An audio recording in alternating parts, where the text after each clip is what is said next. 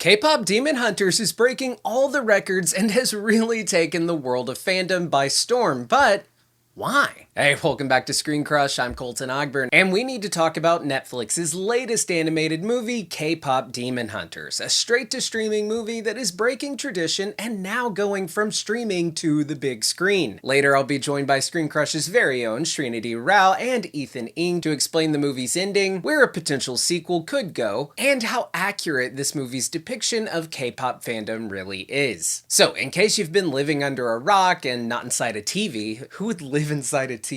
Over these past 2 months, K-pop Demon Hunters has taken over the world. A K-pop group called Huntrix, featuring Rumi, Zoe, and Mira, are secretly demon hunters who are trying to protect Earth from the demon realm. Their popular songs empower a barrier called the Hun Moon, which keeps demons from invading the mortal realm. However, the demons try to destroy the Hun Moon by targeting their fans. So they form their own demon boy band called the Saja Boys. It's also revealed that Rumi, Huntrix's leader, is half demon, so she struggles with keeping this secret from her best friends, as well as dealing with their rival K-pop group and trying to banish the demons once and for all. So I don't think anyone expected this movie to do this well. I mean, since coming out in June, K-pop Demon Hunters has consistently stayed at the #1 spot for Netflix's top movies list. The word of mouth on this film is so strong that it's the first Netflix film to get over 20 million views in its 5th week of release. And in those first 5 weeks, the movie has racked up over 106.2 million total views, far surpassing Netflix's last animated hit, Leo, which had 89 million views in its first 5 weeks. Now, with this being a movie about rival K-pop groups, the soundtrack for the film exploded in popularity. After 7 weeks on the Billboard Hot 100 chart, Huntrix's Golden just claimed the #1 spot. This is the first female K-pop group to ever hold the #1 spot, and it's the first girl group to claim it since Destiny's Child in 2001. But we also have the Saja Boys tracks like Your Idol and Soda Pop, which are at #4 and #10,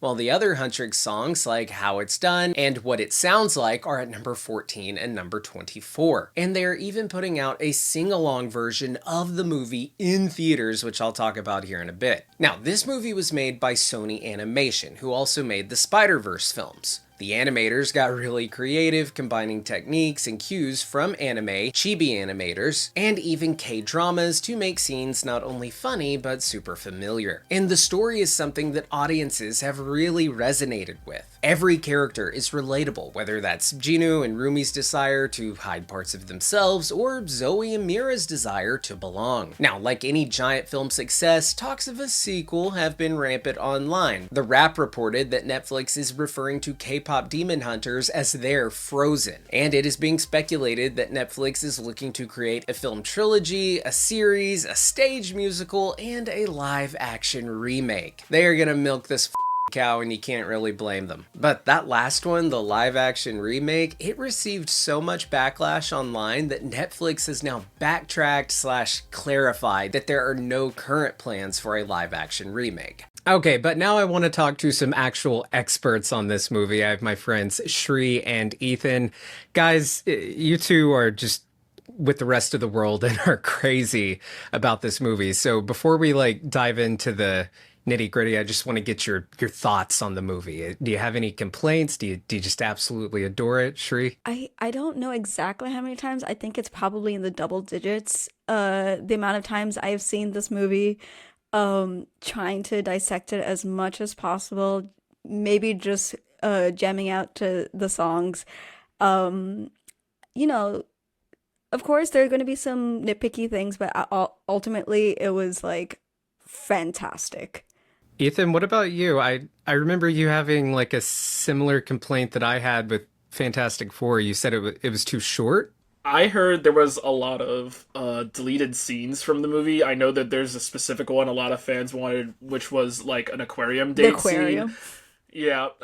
The movie is an hour and 40 minutes, which is not bad, but there are Yeah. so many tiny little threads that the movie could have expanded on that I wish it did.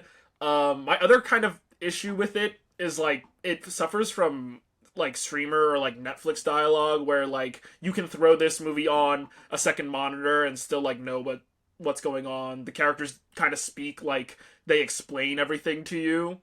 And, that's definitely made me watch the movie more times because I throw it on a second monitor and watch it. But I don't when I catch that, it's, a little weird. But overall, I think this is genuinely my favorite movie of the year, which is saying something because we just had, Superman and plenty Marvel movies and claim. Sinners and... That's a bold claim to make. Okay, I really like the funny, demon boy band, okay? They're very funny. Shri, you're a big K-pop fan. Like, big doesn't even describe it. How accurate is this movie? What? Yeah, her face. No, it's okay. You didn't say anything bad. It's fine. I like the big doesn't even begin to describe it. It doesn't. We're at a meeting and you have what were they? Like trading cards or something of K-pop characters. For its accuracy, I think K-pop Demon Hunters does a good job kind of showing the wholesomeness and the intention behind a lot of these K-pop fandoms, like the genuine love and awe that we have for these idols who put in so much training, so much sleepless hours just working on their craft and working on to make an amazing performance product for their fans who have really supported them throughout not only their journey but at debut time, pre-debut, they started this kind of culture of really taking a group and nurturing them just as much as the idols take care of the fans as well. So I think the intention behind showing this movie and the love that fans have for their idols is really, really good. I do think any fandom out there, it really kind of glosses over or subtly mentions or maybe even ignores a lot of the extremities that you get in any fandom. And I think that's for the plot as well. And especially I think before it really became really mainstream, in American radio and mainstream media, I think K-pop fans had this stigma of, really, really rabid and really and there, of course, there are always going to be some examples of that. So I think this kind of pushed it in a right direction. But of course, you're going to watch the movie and you're going to be a boy group and a girl group wouldn't really have a joint signing, especially, unless it's for social media purposes or Rumi herself as an idol, the main character, she doesn't if an idol like that existed today, I don't think the fan reaction would be as loving as it was in the movie. There's this kind of concept of line distribution within a group, meaning they really want to showcase the vocal performances or the characteristics of each idol in a group. And if you listen to Huntrix's songs, two of the members, Zoe and Mira, kind of get 30% of a song and Rumi gets 70%. So you're not really gonna have fans who love that. And also if you watch the movie, Rumi's kind of guided into this group because of her mother's friend. So there's kind of a Nepo baby feeling into this as well. But I think what they're trying to go for is really, good for the name of K-pop. Ethan, are you a K-popper or a K-pop head, whatever you guys are called? No, not really. I've only recently started to listen to things, partially because of this movie, but also I keep sending you recs. I keep sending you recommendations, and they're all good. For the most part. Anyway, I do love the movie's commentary on the parasocial relationship of these fans and these idols, and that doesn't even like keep itself to just K-pop idols. You could point to YouTubers or celebrities as well that also have that parasocial relationship. Yes, like you.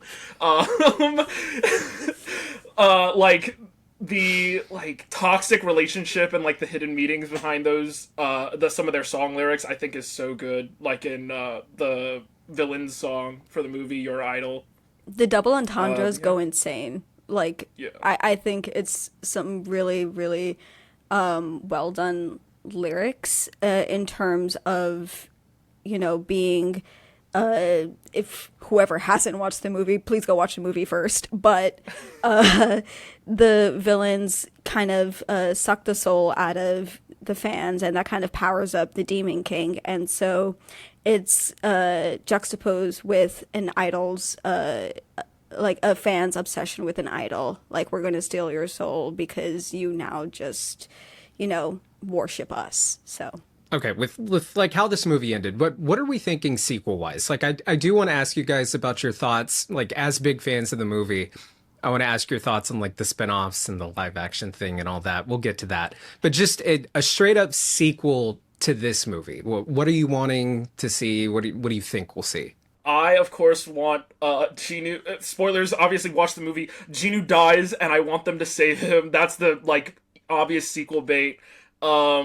There's also questions to like the plot of the movie is trying to turn the Hanmoon gold, which I know is like a allegory for like a golden standard that you're never going to reach. But if a really easy story beat would just be trying to achieve that goal like again, and what problems they face with that. But there's what I said about Genu, which could see the group like travel into the demon realm and like try to like save him because he like gives up his soul at the end of the movie. So we could talk about like why that's important.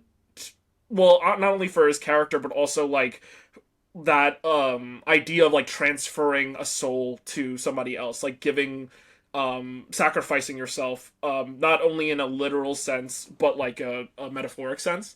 I think it's also important to do that for the sense of atonement. Yeah, of For course. the plot as well. I have a question for you though. Like, do you think if we do like revisit the demons, do you think we're gonna get back the rest of the Saja boys?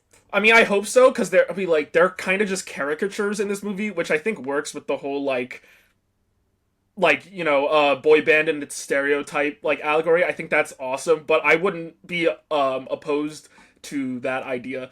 There's that crazy fan theory when they're in the doctor's office because he has a Yeah. bunch of like boy bands on his wall, like, and there's one boy band that looks like all of the Saja boys before they became demons. So it's like a theory on like, oh, maybe that was them when they were alive. Again, like I said earlier, like this movie has so many like plot threads that are just like 3 seconds on the screen that could become like their own story in itself.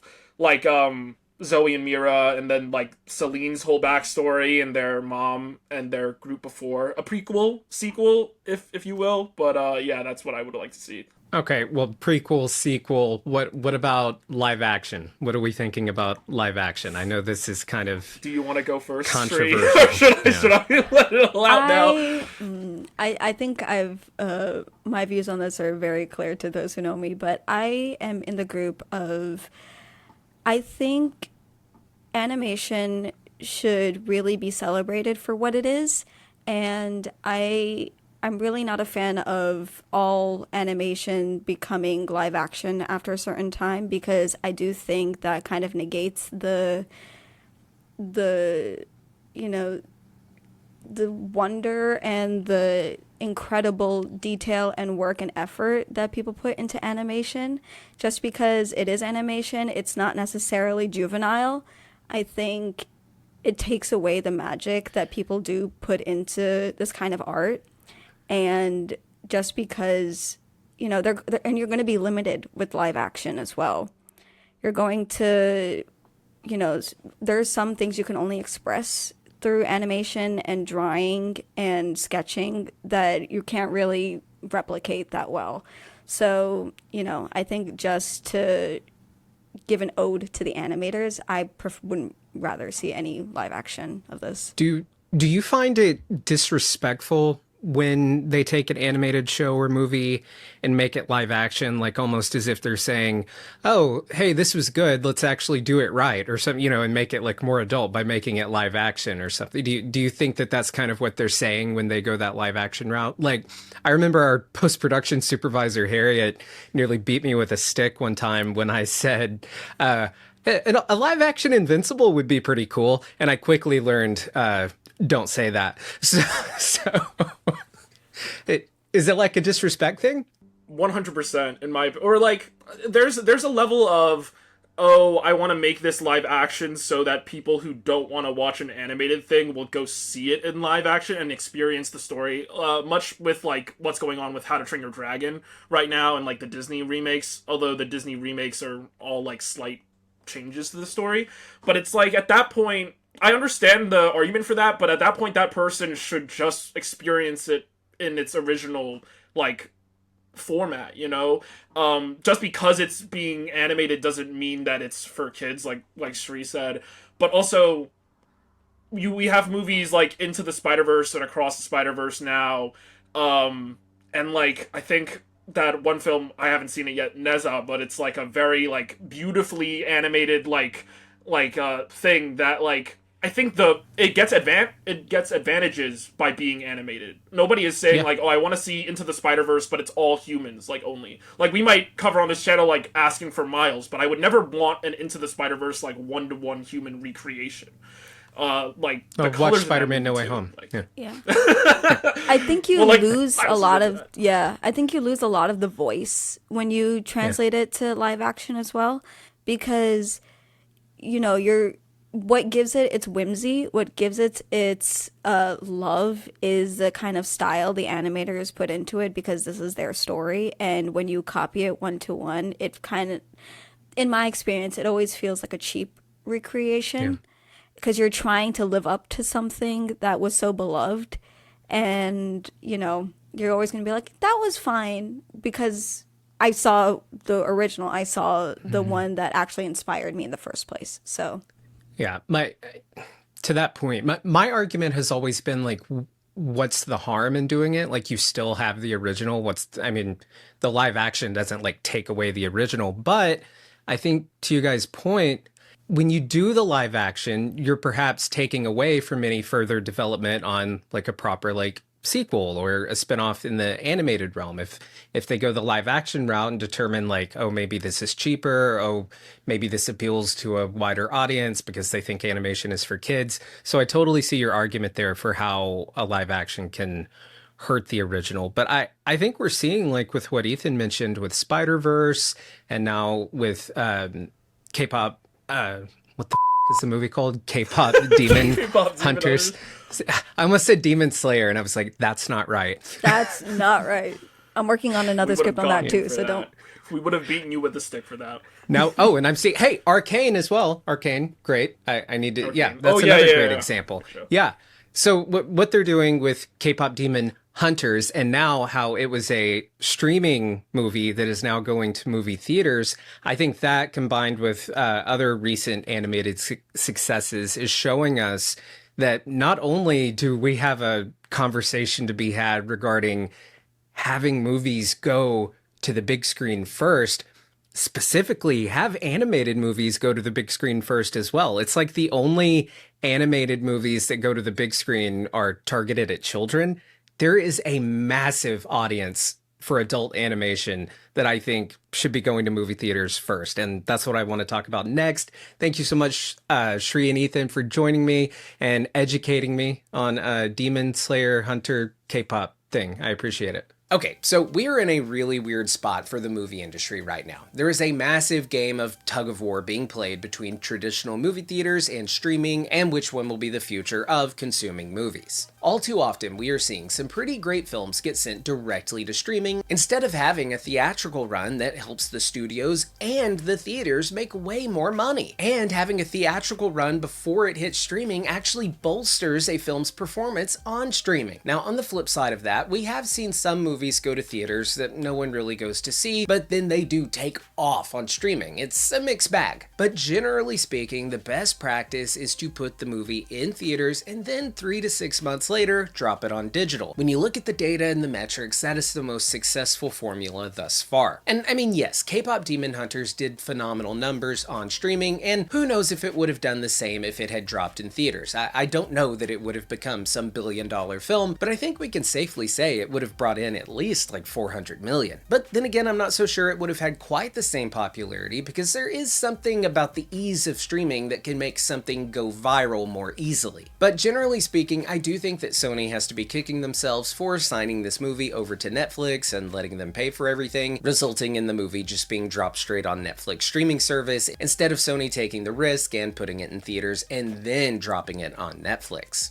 Now, as of late, we've seen the theater to streaming window get smaller and smaller, like with Superman. That movie was in theaters for 1 month, and now it's out on digital. That is just insane, and it pisses me off because they are training the audience that it is okay not to go see a movie in theaters because it'll just be out on digital soon, and you can watch it at home and save some money. Which, hey, I'm all for saving money. Ticket prices are getting ridiculous, but that is because movie theater attendance is getting lower and lower because of this tiny release window. There's no exclusivity anymore. There's no feeling that, oh, I need to go see that movie in theaters if I want to see it. And the theaters, instead of demanding that studios stop doing this shit, movie theaters are instead just hiking up prices on the very few customers they have left. And I don't mean to give theaters too hard of a time, because I'm sure that they are asking studios to pump the brakes and slow down their digital releases and have there be a longer window between theatrical release and digital release. And the studios, in all their brilliance, probably just don't care. But K-Pop Demon Hunters is giving me some hope. For the first time, we are seeing a movie that dropped originally on streaming now going to theaters. That's some backwards ass shit, and I love it, and I hope that studios learn from this for the future. But hey, those are just our thoughts. We would love to hear yours down in the comments below. If you are new here, be sure to subscribe, hit the bell so you get notified every time we upload a new video. For ScreenCrush,